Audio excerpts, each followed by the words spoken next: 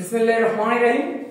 সুপ্রিয় শিক্ষার্থী বন্ধুরা, আজকে আমরা আলোচনা করব ষষ্ঠ শ্রেণীর অধ্যায় 4.1 এর বীজগণিতীয় রাশির সর্বশেষ অংশটি, তার মানে হচ্ছে 7 নং কোশ্চেন নিয়ে আলোচনা করব। আজকে আমাদের যে প্রশ্ন সেটা হচ্ছে কোশ্চেন নাম্বার 7। আমরা আমাদের পূর্বের ভিডিওগুলোতে ধারাবাহিকভাবে কোশ্চেন নাম্বার 1, 2, 3, 4, 5, 6 অলরেডি কমপ্লিট করে ফেলেছি। তোমরা যদি আমার এই ভিডিওগুলো দেখতে থাকো, ইনশাআল্লাহ তোমাদের ম্যাথের আর কোনো সমস্যা থাকবে না। যারা ষষ্ঠ শ্রেণীতে অধ্যয়নরত এবং তোমরা খুবই ছোট এবং নতুন, এই বীজগণিত অঙ্কের সাথে তেমন তোমাদের পরিচয় নেই, তোমরা যদি আমার এই ভিডিওগুলো দেখতে থাকো তাহলে আমি আশা করি তোমাদের অঙ্কের যে ভয় সেটা দূর হয়ে যাবে। তাহলে আর দেরি না করে চলো আমরা শুরু করি। 7 নং কোশ্চেনে কি বলেছে, চাইলে তোমরা আমার সাথে তোমাদের ষষ্ঠ শ্রেণীর গণিত বইয়ের পৃষ্ঠা নাম্বার হচ্ছে 83 পৃষ্ঠা বের করে আমার সাথে বসে বসে অঙ্কগুলা খাতাগুলো নিয়ে করতে পারবে। তো দেখো কোশ্চেন নাম্বার 7 এ বলা হয়েছে একটি খাতার দাম x টাকা, একটি পেন্সিলের দাম y টাকা, একটি রাবার দাম z টাকা। তিনটি মান দেওয়া আছে, এরপর আমাদের জন্য তিনটি অঙ্ক দেওয়া আছে। তা দেখি আমরা দেওয়া আছে সেটা লিখে নিই। দেওয়া আছে কি দেওয়া আছে দেখি আমরা। বলছে যে একটি খাতার দাম, তাহলে আমরা লিখি একটি খাতার দাম,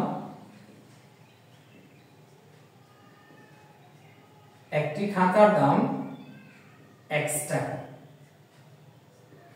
আবার হচ্ছে কি একটি পেন্সিলের দাম, y টাকা। একটি রাবারের দাম,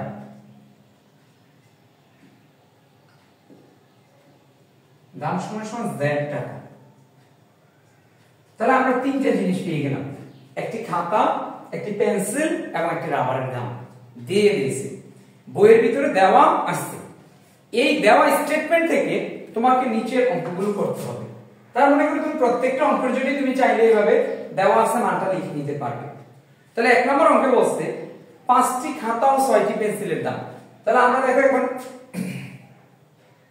1 নম্বর অঙ্কটি করতেছি, 5টি খাতা ও 6টি পেন্সিলের মোট দাম কত তোমার কাছে চেয়েছে। তাহলে আমরা জানি একটি খাতার দাম সমান সমান x টাকা। তাহলে আমরা তো জানি যে এখানে দেখো দেওয়া আছে একটি খাতার দাম কত টাকা, x টাকা। তাহলে তোমাকে কয়টি খাতার কথা বলছে, 5টি খাতার কথা বলছে। তাহলে অতএব 5টি খাতার দাম কত হবে, আমরা তো জানি একটি খাতার দাম যদি x টাকা হয়, 5টি খাতার দাম 5 দিয়ে এটাকে গুণ হবে, তার মানে কি 5x। আমরা যখন রাশি লিখব তখন সহগটাকে আগে লিখব, চলকটাকে পরে লিখব। তাহলে কি কত টাকা, এখানে দেখো 5x টাকা।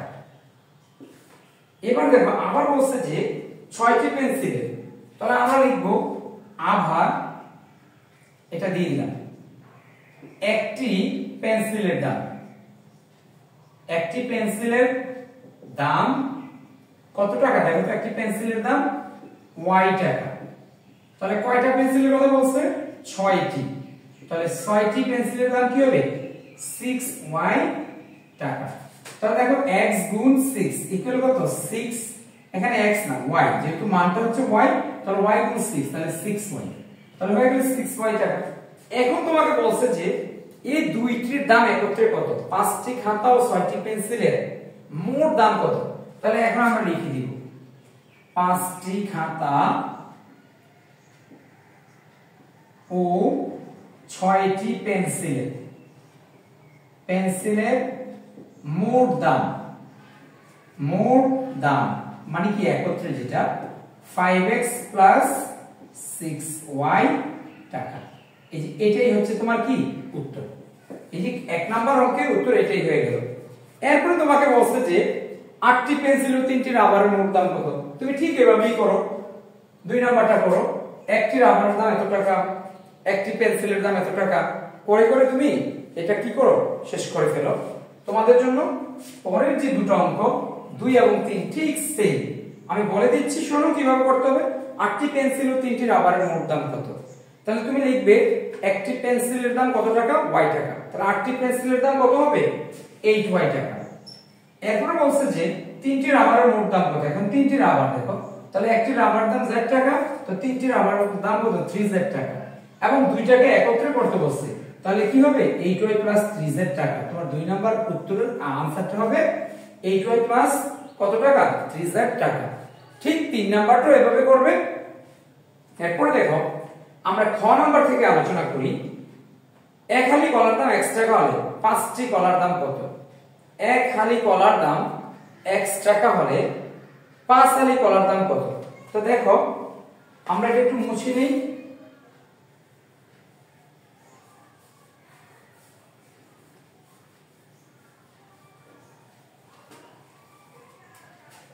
আমাদের যে খ নাম্বার যে সৃজনশীলটা কোশ্চেন নাম্বার 7 এর খ নাম্বার আমাকে দিয়ে দিয়েছে যে এক হালি কলার দাম x টাকা হলে 5 হালি কলার দাম কত এবং 12টি কলার দাম কত। ইনশাআল্লাহ তোমাদের জন্য দুটো অঙ্ক করে দিচ্ছি। দেখো দেওয়া আছে, তুমি এখানে লিখবে দেওয়া আছে এক হালি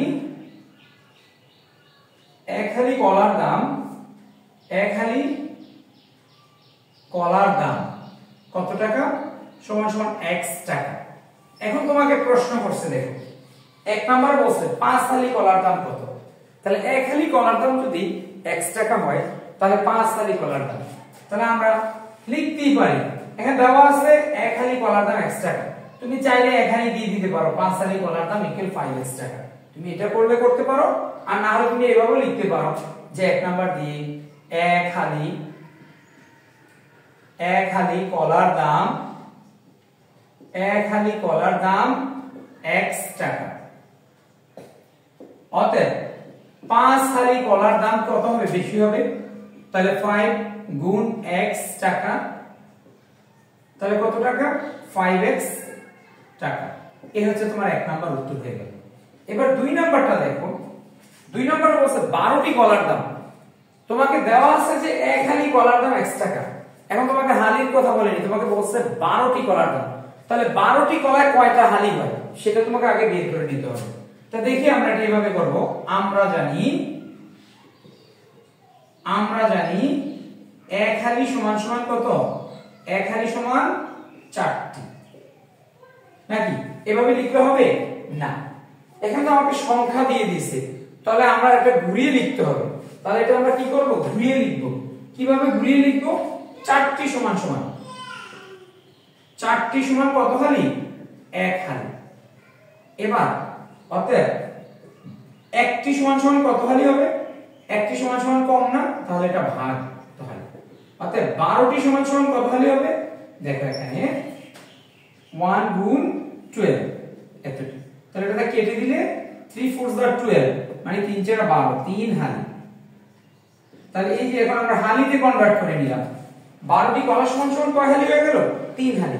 তাহলে এখন আমরা লিখব এক হালি কলার দাম, এক হালি কলার দাম কত টাকা, এক হালি কলার দাম x টাকা।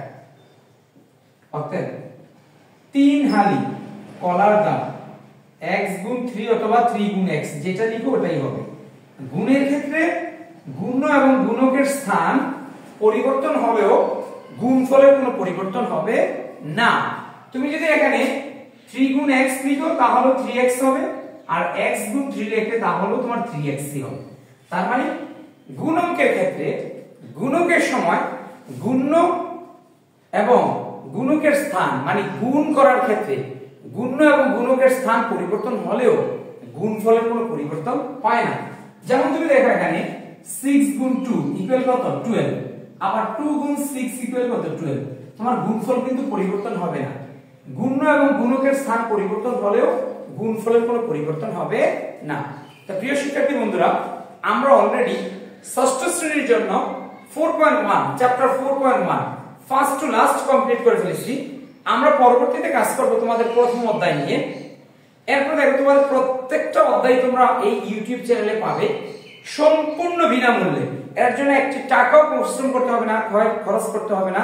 তোমাকে কি করতে হবে, শুধু মনোযোগ সহকারে দেখতে হবে এবং ভিডিওগুলো তুমি দেখে দেখে নিজে অভ্যস্ত হতে হবে। এমনকি তুমি খাতা কলম নিয়ে বসে বসে করতে থাকবে, তোমার কোনো অঙ্কের কোনো সমস্যা হবে না। তাই প্রিয় শিক্ষার্থী বন্ধুরা, সবাই ভালো থাকো এবং মহাশিস ইংলিশের সাথেই থাকো। যদিও আমার চ্যানেলটা হচ্ছে ইংলিশের, কিন্তু এখানে তুমি কি পাবে?